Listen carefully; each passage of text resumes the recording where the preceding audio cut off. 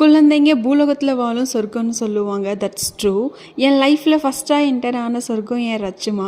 சஞ்சுகுட்டி, don't kill me after வாட்சிங் this video.